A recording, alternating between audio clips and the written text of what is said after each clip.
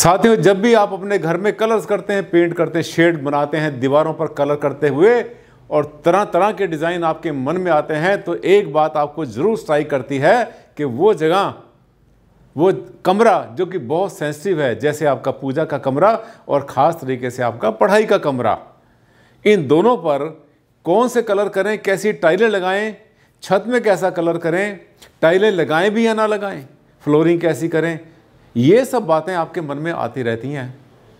और जब ये बातें मन में आती रहती हैं तो यहाँ पर सवाल आ जाता है एनर्जी वाइब्रेशंस को बढ़ाने का। बड़ी बड़ी कोठियाँ लोग बनाते हैं करोड़ों रुपए की, और जब पेंट करने की बात आती है तो सजावट के चक्कर में जो महा गलती करते हैं वो पूजा स्थान में ही कर देते हैं।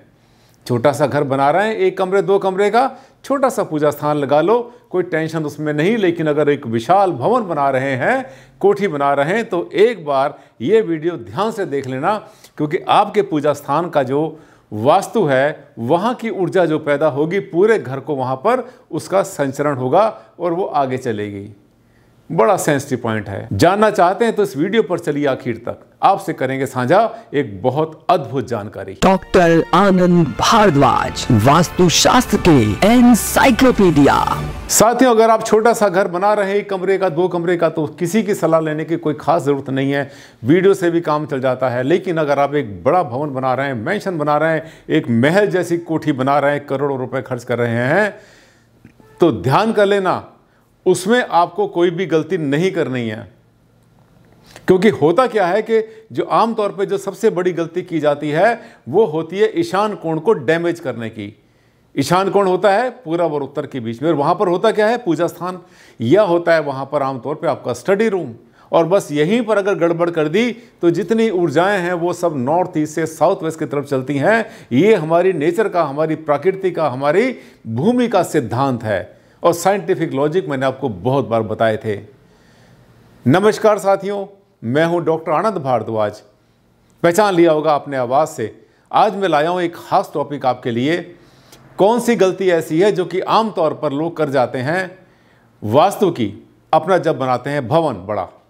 देखिए, आज का जो टॉपिक है ये पेंट कलर को लेकर है। इसमें टाइल्स के बारे में बताएंगे, छत के बारे में बताएंगे, फ्लोरिंग के बारे में बताएंगे, दीवारों के बारे में बताएंगे। क्योंकि अगर आपने पूजा स्थान में गलती कर दी तो ये पूजा स्थान आपका नॉर्थ ईस्ट में बना हुआ है, ईशान कोण में बना है, पूरे घर में जो ऊर्जा जाएगी यहीं से छन के जाएगी। अगर यहीं पर आपने गलती कर दी तो भारी पड़ जाएगी पूरे घर के लिए, नेगेटिविटी पूरे घर में से फैल जाती है। अब देखिए, पूजा और पढ़ाई दोनों हैं सगे भाई। हाँ, पढ़ाई क्या होती है, एक तरह से सरस्वती की पूजा ही तो है। और आमतौर पे पढ़ाई के लिए आपने देखा स्कूलों में सरस्वती का पोज होता है। कुछ हो या ना हो, तो क्या है कि जो विद्या की और पढ़ाई की, ज्ञान बुद्धि विवेक की जो देवी है उसका नाम है सरस्वती, और उसका वहाँ पर जय होना ज़रूरी होता है। और फर्श और दीवारों के रंग, फर्श और दीवारों के रंग ऊर्जाओं के संग, यानी ऊर्जाएं मिलती हैं। ये रंग ऐसे नहीं कि आपने कोई भी पेंट कहीं पर भी मार दिया। ये बात कहाँ से आई, मैं थोड़ा सा आपसे शेयर कर देता हूँ कि एक मैंने देखी थी बहुत बड़ी कोठी, बहुत बड़ी हवेली, कहाँ, जम्मू में। उन्होंने क्या किया था, बहुत बड़े सेठ, शहर के सेठ, बहुत बड़ा उनका नाम। उन्होंने क्या किया, उन्होंने जो अपना पूजा स्थान बनाया तो वहाँ पर वास्तु का फार्मूला अप्लाई कर दिया। अब आप सोचेंगे भारद्वाज जी वास्तु का फार्मूला अप्लाई कर दिया तो इसमें क्या बुरी बात है। उन्होंने क्या किया, उस पूजा स्थान की जो दक्षिण वाली दीवार थी उसको रेड कर दिया, लाल कर दिया। उन्होंने कहीं से पढ़ लिया, कहीं से सुन लिया। पूरब की दीवार उन्होंने उसकी कर दी हरे रंग की, ग्रीन कलर की कर दी। उत्तर की दीवार उन्होंने कर दी ब्लू कलर की, नीले रंग की कर दी। और जो पश्चिम की दीवार, जहां दरवाजा आ रहा था, उस दरवाजे पर उन्होंने पॉलिश या पेंट कर दिया ग्रे कलर का। यानी वास्तु का वहां पर अच्छी तरह से उन्होंने उपयोग कर दिया। लेकिन ये नहीं, ये भूल गए वो कि जहां पूजा स्थान होता है वहां पर जो वाइब्रेशंस होते हैं, ट्रैवल करते हैं, बहुत सॉफ्ट होते हैं, बहुत हल्के होते हैं। जबकि कमरों में या घर पे कहीं पर भी कैसे भी वाइब्रेशन हो सकते हैं, लेकिन पूजा स्थान में ध्यान से बनाना। उसके साथ का जो कमरा बनाया उन श्रीमान जी ने, वो बनाया उन्होंने बच्चों का पढ़ाई का कमरा, और वहाँ पर भी वही ड्रामा कर दिया। तो होता क्या है कि बहुत बार नीम हकीम खतरा जान, या कई बार अपने एक्सपेरिमेंट अपने पर भारी पड़ जाते हैं। और मैं बहुत बार आपसे कहता हूँ, यही बात कहता हूँ मैं, आप जिस शहर में भी, जिस देश में भी हैं, पूरी ज़मीन की पूरी धरती पर, आप वहाँ का एक बढ़िया सा कंसल्टेंट ज़रूर हायर करना। अगर आपकी लागत 1 करोड़ या से ज़्यादा की आ रही है मकान बनाने पर, छोटा मकान हल्का सा बनाएंगे तो आप वीडियो देख देख कर बना सकते हैं, क्योंकि होता क्या है कि उसमें कैलकुलेशन बहुत गहरी होती है। ये ऐसी कैलकुलेशन नहीं है कि हर कोई अपने आप कर लेगा, क्योंकि उसी की बेसिस के ऊपर पूरे घर का जो है वास्तु डिसाइड होता है। आज हर जगह पर वास्तु कंसल्टेंट हैं, सीनियर भी हैं, अच्छे से अच्छे पढ़े हुए हैं, और आप उनकी सेवा ले सकते हैं।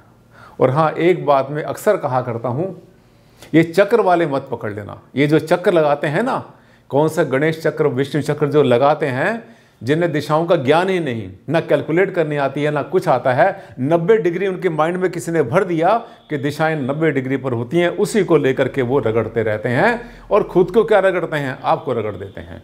उनको छोड़ देना।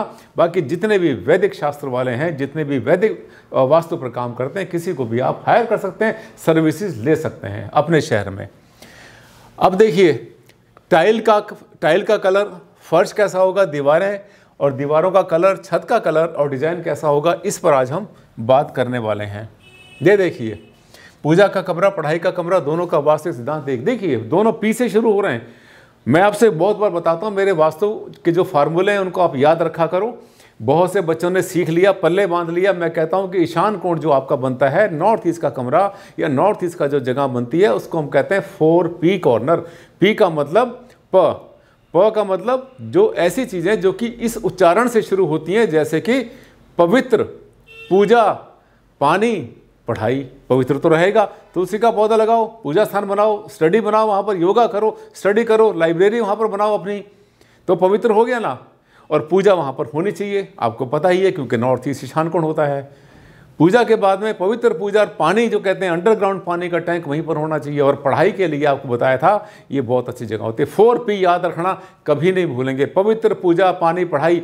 बोलो मेरे साथ, 5 बार बोलना आप लोग अभी सुनने के बाद में। पवित्र, पूजा, पानी, पढ़ाई, भूलोगे नहीं कभी। अभी बताऊंगा किन बच्चों ने वास्तु सीख लिया, बड़े अच्छे रिप्लाई करते हैं, अभी बताने वाला हूँ इसी स्लाइड के अंदर। आगे देखते हैं।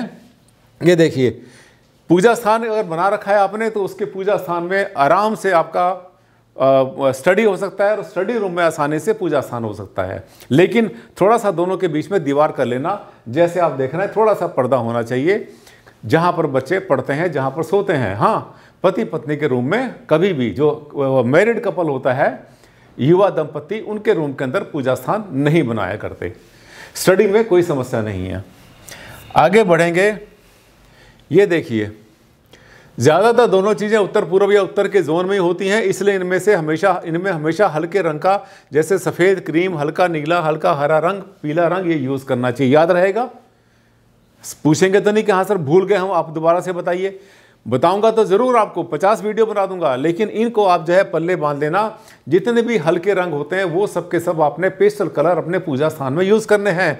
कौन से रंग है? जैसे वाइट हो गया, क्रीम हो गया, लाइट ब्लू, बहुत हल्का गहरा नहीं करना आपने, और हल्का सा हरा भी कर सकते हैं, हल्का पीला कर सकते हैं, क्रीम कलर कर सकते हैं। यहाँ पर आपने लाल और ब्राउन, रेड, ब्राउन और ब्लैक कलर बिल्कुल नहीं आने देना है इन दिशाओं में, जहाँ पर आपका पूजा और जहाँ पर आपकी स्टडी होती है।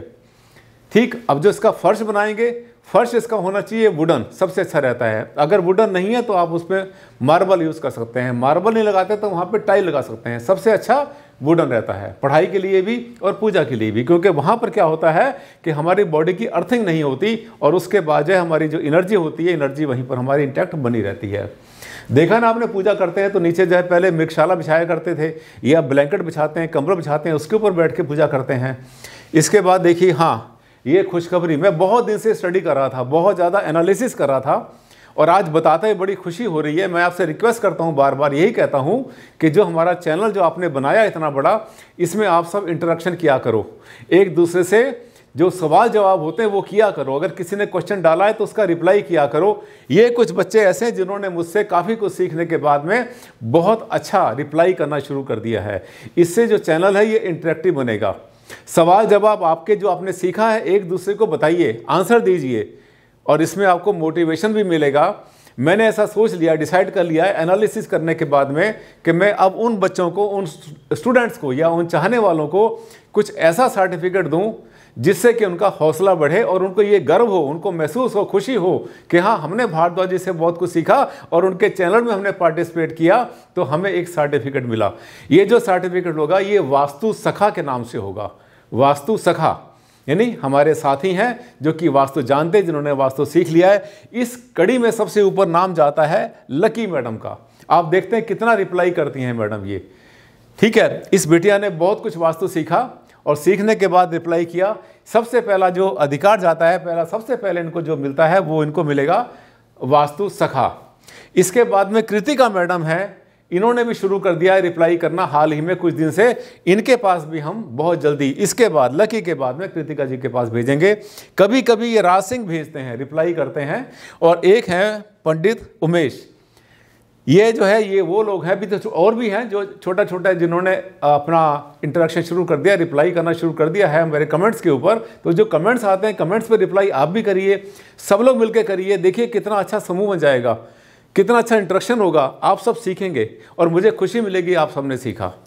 ये इनसे रिक्वेस्ट है, चारों से रिक्वेस्ट है कि आप जो कमेंट डालते हैं, जो रिप्लाई करते हैं, उसमें किसी में आप अपना ईमेल आईडी ज़रूर शेयर कर दें, ताकि मैं उस ईमेल आईडी के ऊपर अपने हाथ से साइन करके एक सर्टिफिकेट आपके पास ज़रूर भेजूं, जिसको आप अपने ड्राइंग रूम में लगाएंगे कि डॉक्टर आनंद भारद्वाज जी ने ये सर्टिफिकेट भेजा है। उस पर मेरी फ़ोटो भी होगी।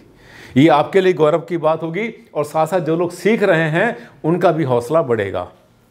आगे चलते हैं। ये देखिए, अब कुछ बातों का ध्यान रखना।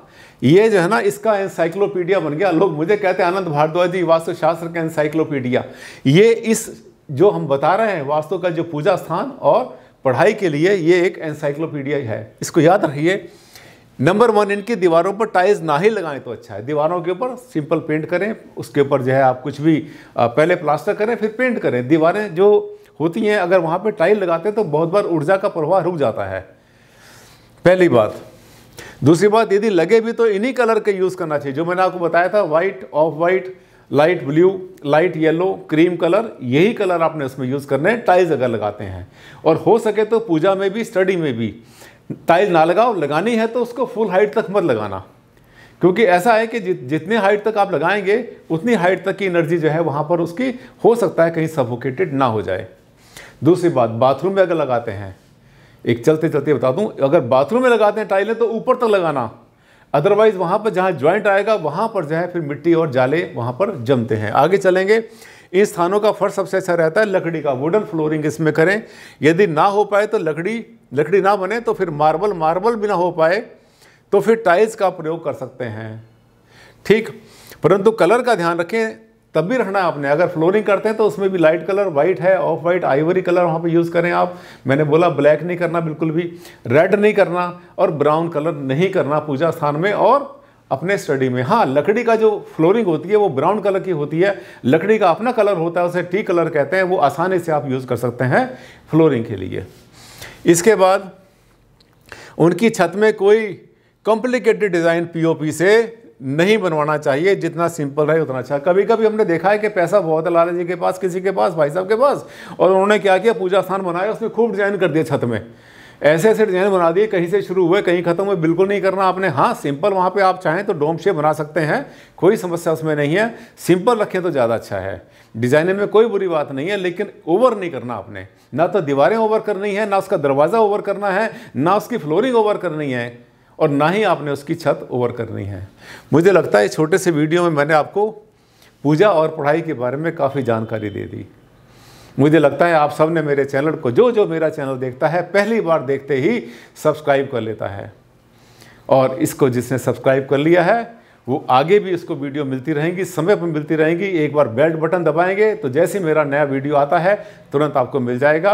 और हाँ, अगर वीडियो आपको अच्छा लगा कि हाँ वाकई में इसमें तो बहुत ज्ञान भरा हुआ है, सब कुछ बता दिया भारद्वाज जी ने एक छोटे से वीडियो में, तो इसको लाइक मार देना और हाँ शेयर करना मत भूलना।